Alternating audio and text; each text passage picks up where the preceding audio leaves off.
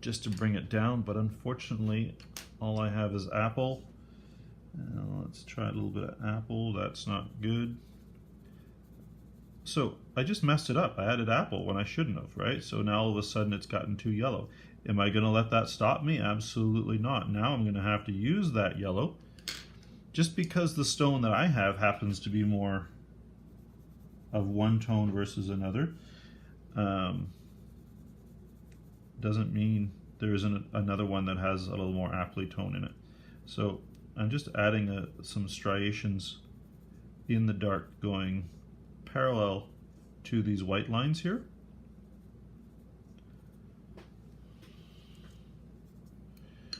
And then I'm going to bring it all back together.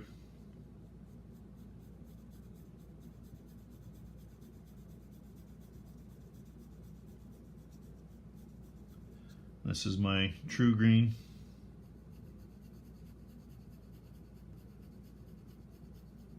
I know, doesn't look like I'm doing much. Now what I'm going to do in this one, I'm going to do two things with my gouache. I'm going to pull all of this white up just a little bit because there are so many white flecks. So I'm going to actually reassert some white flecks. And I'm going to wash them down a little bit.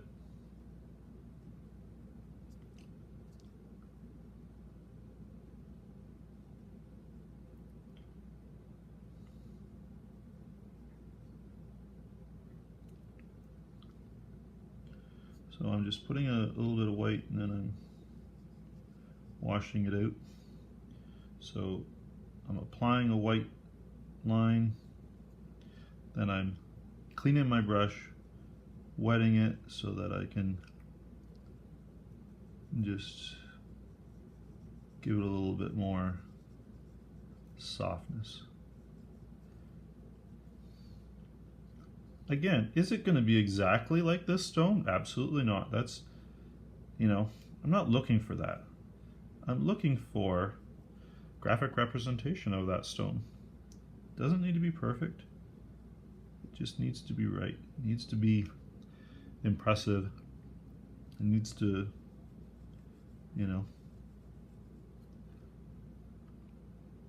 represent it. So that's what I'm doing. And like I said before, I've never drawn this stone before. I'm kind of making it up as I go. And when you're doing a strange stone that you've never done before, you kind of make it up as you go, which you will have to do, and it's going to be easier for you to do if you do it with a stone that you have in front of you, so you can, you have at least a start point. Now I know in this case I'm going to have a little